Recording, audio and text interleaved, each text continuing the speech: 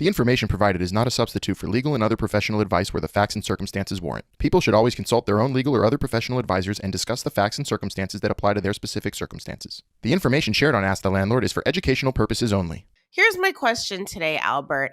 It's a family-friendly episode. All right. Why do some apartments allow pets, and then why do some not? It's a great question, Melissa. I have owned buildings where we didn't allow pets. Why? I don't know. I'm just thinking with you. I don't like, and then they had other buildings where I do allow pets. So what happened was more recently, I think as I live in New York and I realized that everyone has dogs, that whatever, dogs, cats, like it's a fact of life around here. So I think it's generally accepted that people have pets. And I think as long as they're under control, people can have them and they're appropriate as well. Like that's how that goes. So in New York, for example, we usually get or pay an additional security deposit if you have a pet, making sure obviously they're registered, licensed, make sure they have all their vaccines, etc. Mm-hmm. And I think there's like a limit to you have to consider your neighbors if you're living in an apartment building where obviously if you're going to have barking and things like that, and also you don't want to destroy the place. Like some people don't have control of their pets, or they're running like a cat rescue or a pet rescue or something, and it becomes like a nuisance from a cleanliness perspective, things like that. You don't want that out of control, right? So most landlords allow pets as long as they're kept to not be a nuisance and not be destroying the property. And usually the problem, when you have a bad pet, it's not that, it's the owner. So I think that as long as there's respect for people's space, privacy, property by all parties, then it's fine to have pets. What I recall was in some places, even in New York, and some condos, co-ops, they don't allow pets for one reason or another, because they don't want it in the common areas, or and people are picky about certain things like that. So it's whoever the governing body is about that. But I have you don't see many places that don't allow pets. I do recall in specific instances where, as a landlord, I was worried about the kind of pets people had. Like, right. If somebody has like an alligator or a monkey, illegal kind of pets to have. I don't know what those are exactly, but like I know guys had like a big python snake or something. So I'm not looking to have like wild Africa in my building. Right. And, I don't want to get out of control. I've had all these things happen where a guy had a very big snake, or I've had a neighbor that had a monkey. I've had a lady that I knew had a lot of cats. What's a lot? How many is a lot? Over 10 would be a lot, right? Yes. She had like 30, So that could be, you could see how that would be a problem. Right. Like when you're asking the question, and this is the same, like this happens like a lot of the ways you ask questions, which is totally great. Like you're asking me, you asking a question. Right. Which that's all you can do. Right. I am me. You're thinking like, I have a dog. I want to have a dog. I'm a normal person. I'm going to walk the dog 3 times a day, whatever. But you're not telling me, Albert, I'm going to have 42 dogs in a dog rescue operation. I'm like, okay, that could be a problem, for people living around you. Right. It's not the same person. So I just looked on the internet and it says squirrels, ferrets, pigs, Monkeys, bees, bats, venomous reptiles, and many others are considered wild and may not kept as pets in New York City. So like a See, boom. reptile, that's a good one. Like a little like a spider, You know, tarantula. I'm good. see, but people have them. Oh no.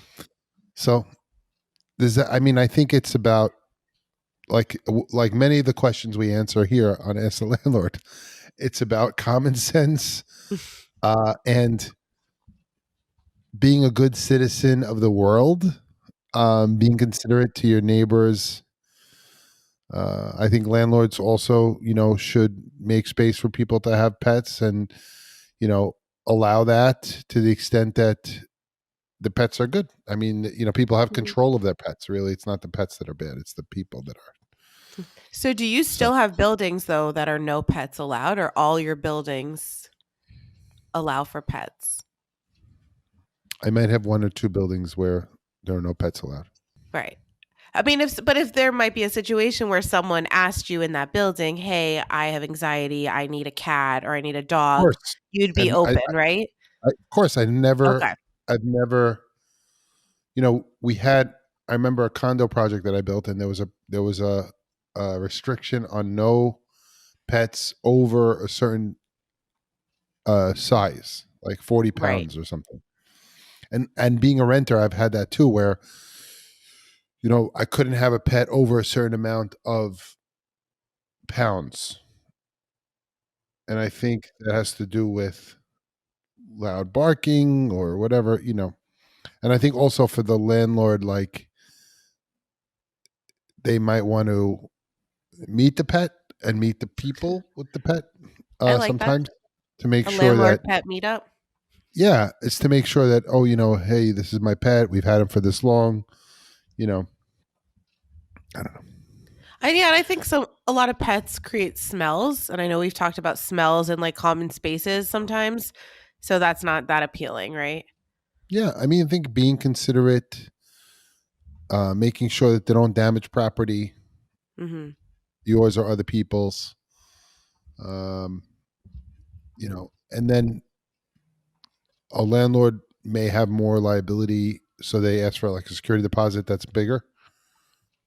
Yeah, that makes sense. So Have you ever had that would be. anyone with? Have you ever had any tenants with aquatic pets? So like a big fish tank or something that caused any issues? Really? I've had not that not that it's caused issues that I can recall. Mm-hmm. Definitely a broken tank, I'm sure, happened I once or twice. because that to me is terrifying. If I live under an apartment with a fish tank that's big and it bursts, like that's just a pool of water. More common, more common. Good segue. More common is like waterbeds. Have you seen that? Like There a used to be a waterbed trend. mattress? Yeah, so people, Yeah. there used to be a trend of waterbeds, right? Like not now, like you don't see waterbeds a lot, but there was a time where more people had waterbeds, and that was like a thing. Right. And landlords specifically prohibited waterbeds because of that issue. They would burst. Yeah, Are they just filled with water? That's it? yeah, that's why they're called waterbeds. But it's like an air mattress filled with water. Yes, Have you ever slept on one? never slept on one, but I've went on one. Oh my gosh. Yeah, That's so I forgot about that whole concept. So yes, you were a landlord when water beds existed. sure. I don't know what year that is. That's really interesting. I like that segue. So there's a lot of okay, so that's a water related issue that could be caused by a leak in the waterbed or an aquarium bursting or even just someone forgetting to turn off the bathtub, How about in right? the summer? I had people. First, you're not allowed to go on my roofs. Let's say for the most part. Right. And then I had someone that went on the roof and put a pool on the roof, Like an inflatable pool? Oh boy. and then it bursted. And did that leak? Yeah, Oh my goodness. That's terrible. yeah, it's So true. what do you do to that tenant? Like what happens after that situation?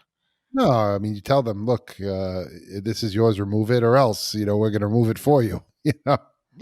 Right, but you have to pay for any of that damage that I happened? mean, the tenant should pay, but yeah, Yeah, that's an unfortunate situation. So it's just like a yes, it little is. slap on the wrist. When it is, it is. But if it becomes a big deal, it's a big deal. So, Yeah.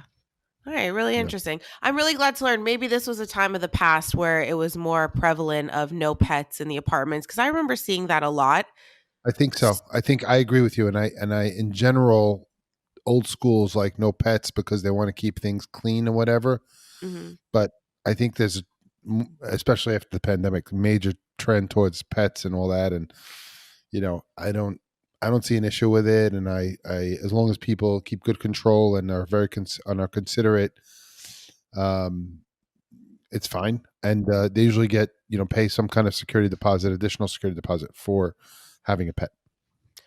All right, great. So again, just a little reminder to everyone listening, if the apartment you're looking at says no pets, reach out to the landlord. Just have Yeah. an open conversation. Our And favorite community, there is right? usually a pet rider, some kind of rider that you have in writing that you have permission to have a dog or a Oh, great. cat. Yeah. Right. That's great. All right, everyone. I hope you learned a little bit about pets in apartments, and I did, and about water beds. So thank you so Water beds. much. Okay.